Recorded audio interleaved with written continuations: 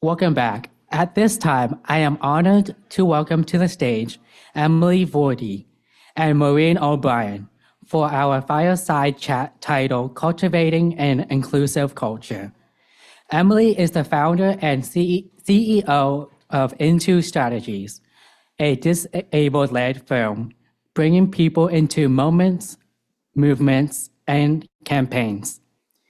Emily is also the former Associate Director in the White House Office of Public Engagement. Emily's passions and professional expertise center on justice for individuals with disabilities and equitable access to education. Welcome, Emily.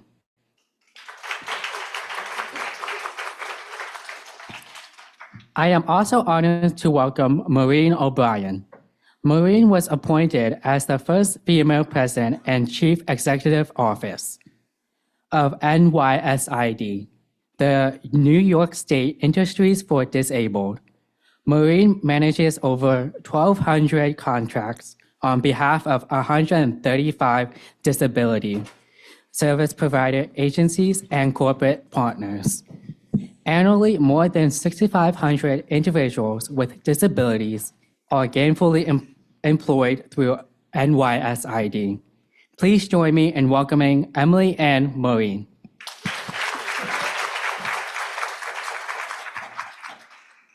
Hi, everybody. It is wonderful to be with you here today. My name is Emily Voorde. Jake, thank you for the warm intro.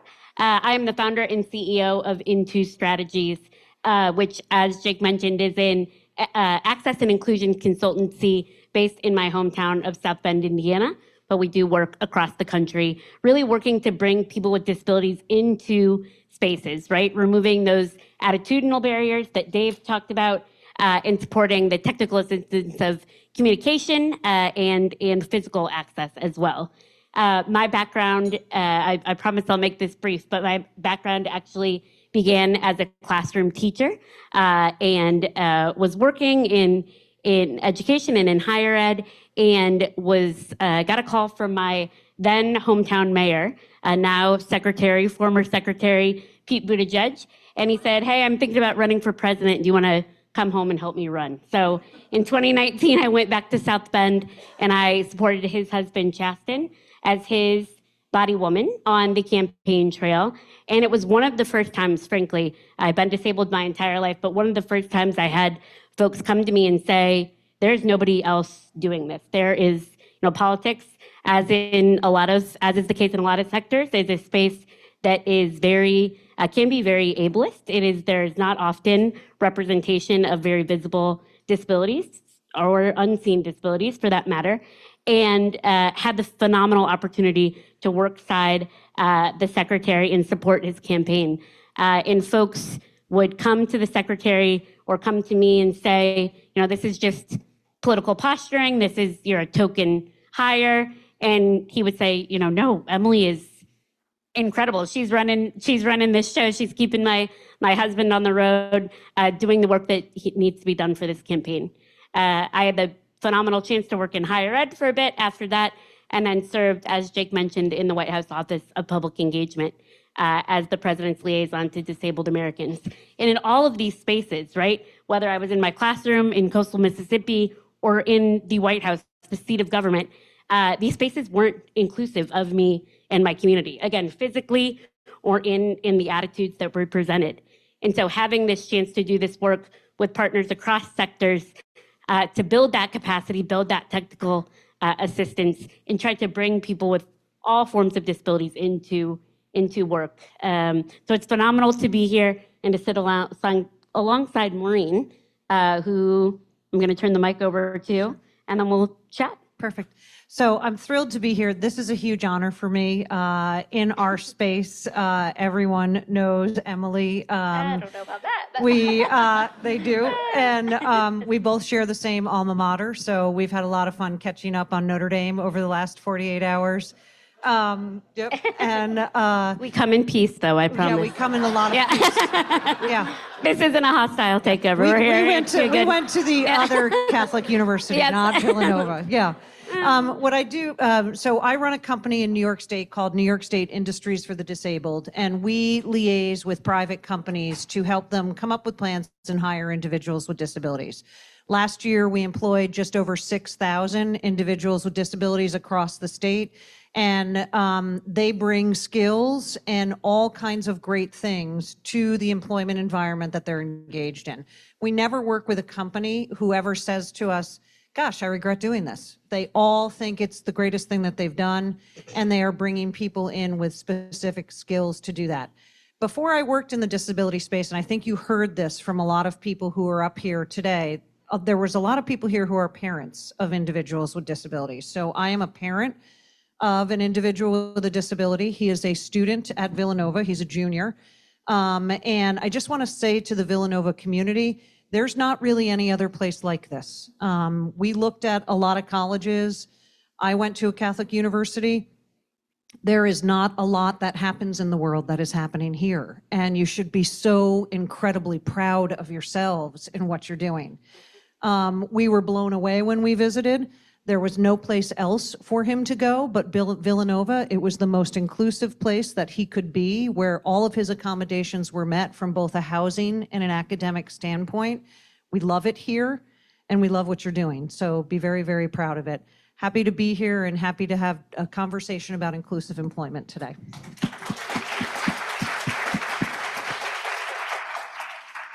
So Maureen, we've heard it mentioned actually a few times today, and certainly in our conversations leading up to this chat, but the term employment first, talk to me a little bit about that.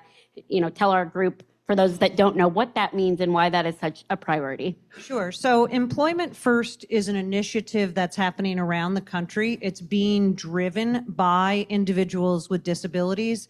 And what that basically means is that we want everyone who is working to be fully inclusive, fully integrated. For years, and there was some discussion about it earlier when 14C was talked about, individuals with disabilities were segregated in work from people who were non-disabled. And the Employment First movement says everybody should be working together, side by side, have the same opportunities at both education, higher education, and work. States around the country, and I'm sorry if I'm not familiar with where Pennsylvania is, but in my home state, we are considered an employment first state. So our governor, you guys are, okay, perfect. So our governor has passed a resolution and an executive order saying this is the way that we're going to move forward. So when an individual with a disability starts on a position side by side with someone who's non-disabled, they're eligible and paid the same wages. They have the same opportunities for promotion. They have the same opportunities to grow within an organization for an extended period of time. Fantastic. And we talked a little bit about the generational change that has occurred in my generation, your son's generation, your generation. Yeah. And talk to me a little bit, and then I can chime in Sure. in what I see, Yeah. but how that's changed even in the past 20, 30, 40 years. Correct. So generationally, is anyone here familiar with Willowbrook? Yeah, okay.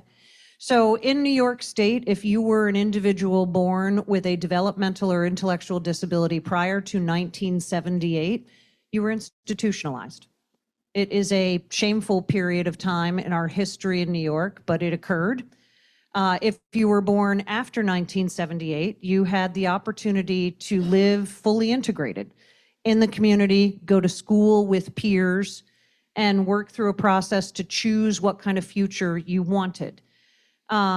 We live in a world now where everybody has been fully integrated. So my son, who's a junior in college here, was fully integrated from kindergarten all the way through high school, and now into college. Emily, Yeah, sure.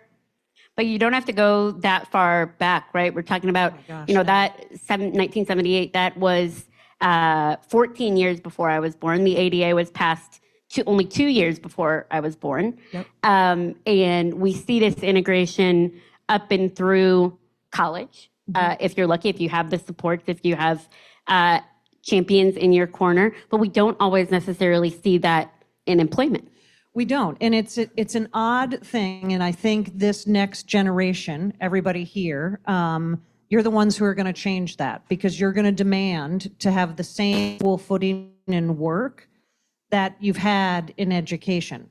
I often say when I meet with employers who done this work before and I talk to them about it, I say, you've got a whole bunch of people coming your way who are expecting you to treat them exactly like you treat everybody else. And you have to make it a priority and you have to figure it out. And I think it's a great thing, because the more integrated we are at the college level, the more integrated it's going to be at the work level. So what is happening here from a higher education standpoint is going to drive this change faster at the employment standpoint.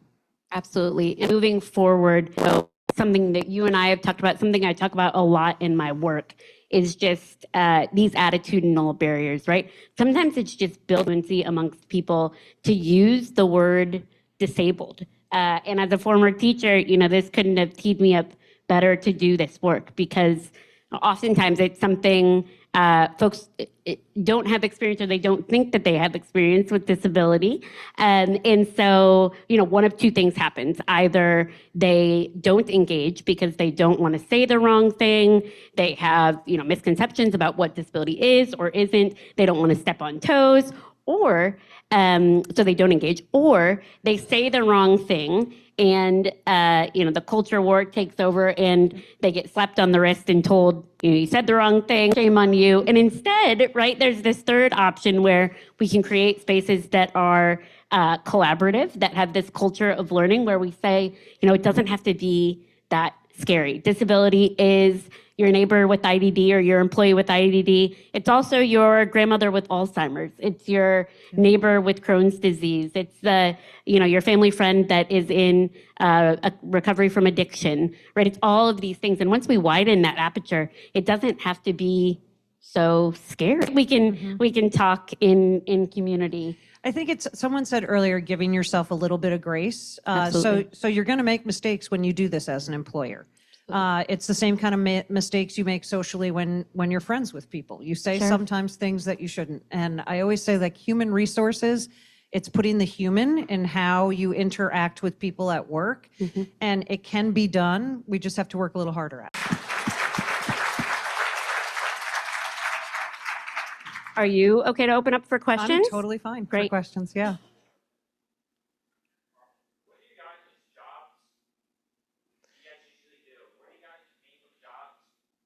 Where do we work? Do you want to go for it? So I work in, my office is in Albany, New York, which is the capital of New York State. And my nonprofit employs, I've got about 72 employees in that space there, and I run a small company. Yeah. So I work out of my home office, and again, in South Bend, Indiana, after being in DC, moved back to South Bend. But we travel around the country doing work remotely, but also, as often as possible, being in front of rooms like this, working with everybody from colleges to municipalities, corporations. Most recently worked with SHRM and Microsoft on a project. So as frequently as often trying to get on the road, but always having a good home place to land back in South Bend. Great question. Please. I wish you could comment rather than a question. We are here at Villanova University. Knowledge is valued. Certain focus on it. And I think we all sort ourselves as learning, and that is we don't always get it right, but we're on the road. Thank you for that. Absolutely. Oh, absolutely. Sure. One thing before we continue questions. Another microphone, Maureen. Right here. If we can just bring it to whomever asks their questions next, that would be awesome. Thank you. So I'm with a Catholic school down the street. It's an elementary school. We're delighted to have Miss Brugger helping in our first grade this year. And my question, it sounds like there's a bunch of great resources in the workplace. V United does amazing work at the higher ed level, but I'm curious, like with little kids, a big stakeholder at an elementary setting is first graders. And like what tools and resources can we bring into elementary schools to further this work? Yeah, so I, as I mentioned, started my career after college as a second grade teacher. I was in the classroom, And the beauty of, especially the younger, the lower elementary kids, right, is that they have no filter, they inhibition. They haven't been hardened yet by, what society thinks or what they should and shouldn't say. And advice would be, just as with, older audiences, just get representation of diversity in front of them, right? Bring in, whether it's as a speaker or, it doesn't have to be on the topic of disability either, right? But bringing in somebody for story time, or bringing in somebody to, help with a activity, or again, as you're doing, bringing disability into the staff as well. But I think just having that visible representation of meaningful people of disability in their community. I had my students tell me early on, for some of them, I was the first person in a wheelchair that they knew, right? And it didn't have to be that way. To somebody's point earlier, it's not that there weren't other people in wheelchairs in Pascagoula, Mississippi. It was just a community that was not accessible, and therefore those people with disabilities weren't getting to them, right? So in whatever space you occupy, creating opportunities for that representation to reach in this case, your students. I'd also add there's plenty of great children's books that feature individuals with disabilities in them. And if you have mystery readers, perhaps you could have a mystery reader who is an individual with a disability and read one of those books. Oh, that's great. I got you. I read the books with the kids for a year. Just help them do reading. I'm saying I work with kids at school with the kids, help them to read them, help them do the math. Yeah. And then I do help them take them to the recess. I love having you. Yeah, having me there. Right, awesome. I think there's a question over here. I saw a hand up. Yep, and then one over there. And one over here. Okay, perfect. Yeah, my question is, what are some of the special skills that you guys have when you're doing your jobs? Ooh, good question. Wow, special skills. So I have to work with state government a lot, so I have a lot of patience. Oh. Nice. Yeah. And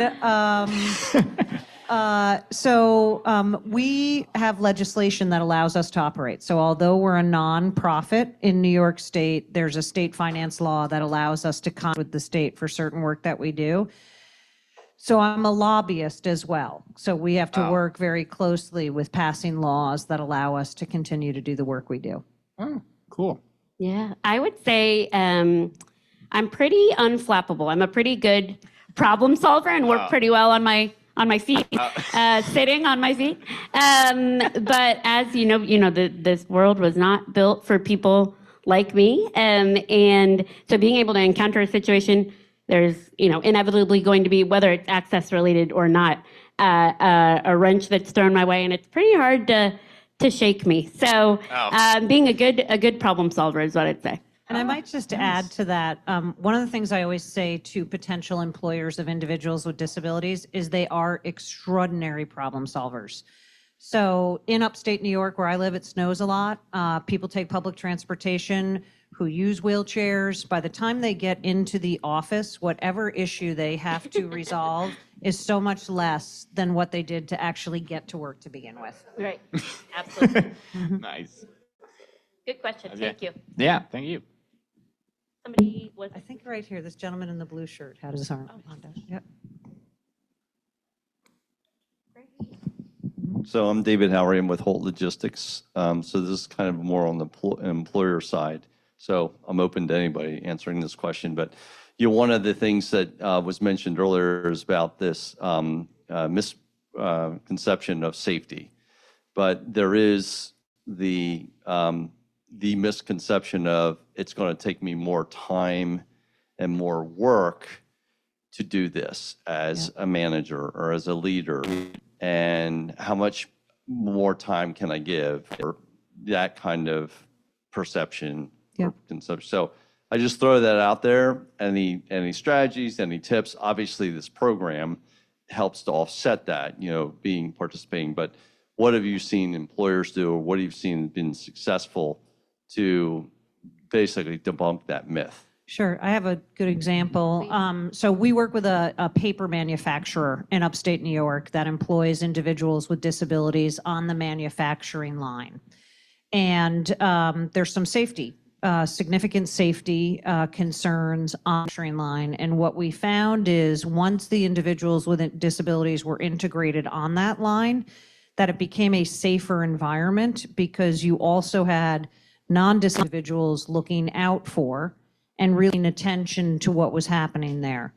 On the timing, it took a little more time. It was the skill set of the individual with the disability. It was the communication between non-disabled and disabled and figuring out the right way to do that. And once that was accomplished, everybody was working pretty smoothly. What the manufacturing facility loves about the people that we've sent there is they're still there. So there has not been turnover once they've been trained, and the reimbursement that they got from our VR. And we have a thing called the Work Opportunity Tax Credit as well. You have that here too? Okay, perfect. So those two things to the manufacturing facility was a huge benefit financially, and any extra time that was needed to get the smoothness on the line was mitigated financially. And I'll just add it to, in some of the corporations I've worked with, there's certainly an economy of scale, right? Once you become fluent in what inclusion, what universal design of these processes looks like, there might be some friction there. There might be some extra investment of time on the front end. Just going to become more and more efficient in those as you go. And those investments, we have to do it.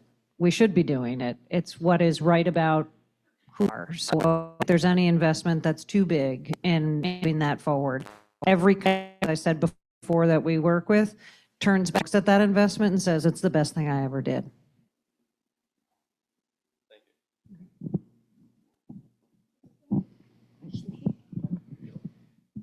Thank you. Emily, I'm a huge fan of yours. This is such a treat. And I want to also say I'm from upstate New York, where it does indeed snow an awful lot. I just want to say I'm one of the people at the university that works to provide accommodations for students with disabilities. And the majority of the students I work with are on the sort of BA, master's degree track. And then they get to the point toward the end of their academic career and are kind of like, now what? And we're working really close to your center and other things. But the question I get very often from our graduating students are, do I disclose? When do I disclose? What do I do? It's just such a piece of anxiety. And I will say the other piece, although our faculty here are wonderful, for any faculty that are in the room, you're all wonderful. However,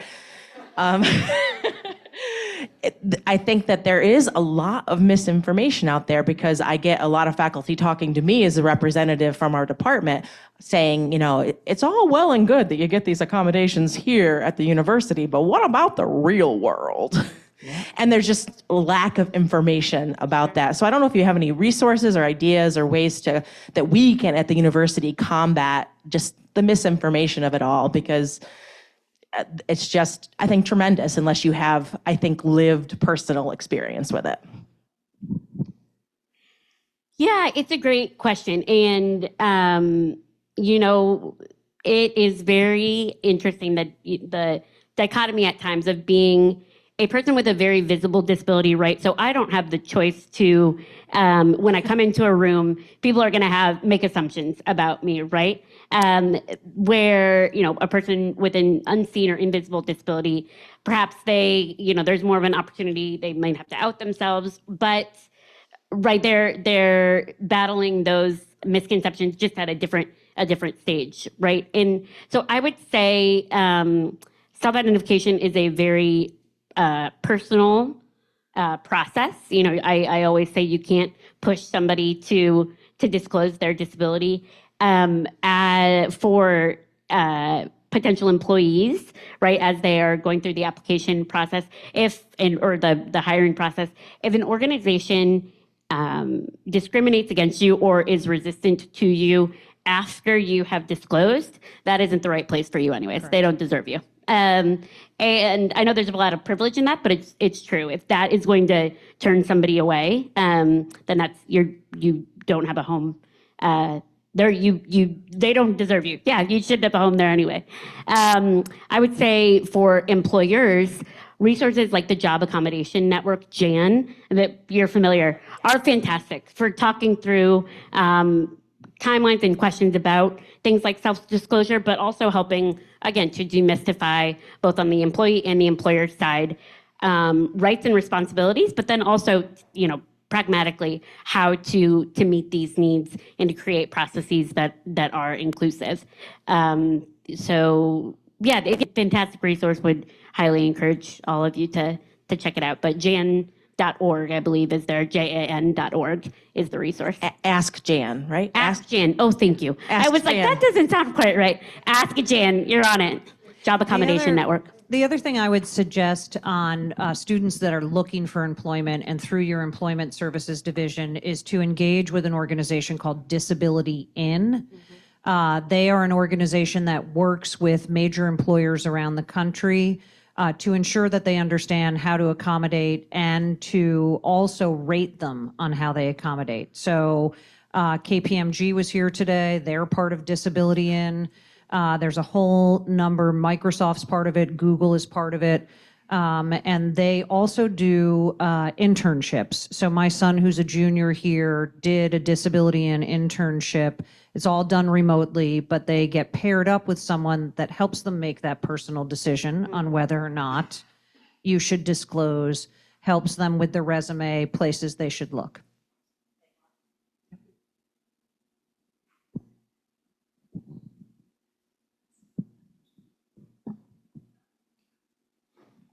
Question in the back there. Thank you. I'd like to make a comment. I'm Doug Rand, and I'm with OBR.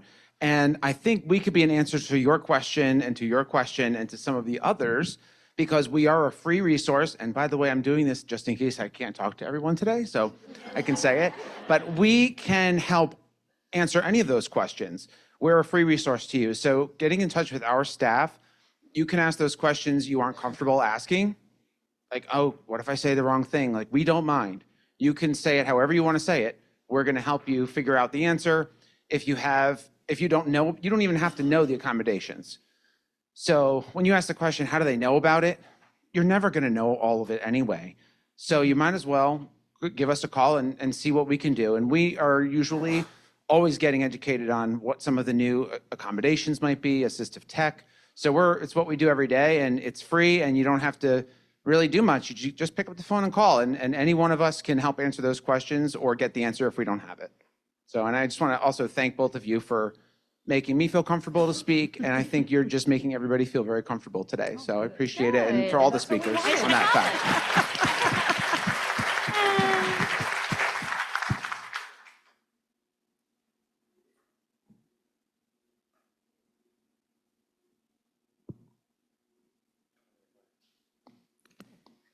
There was one. One more. One more over here, maybe. Yep.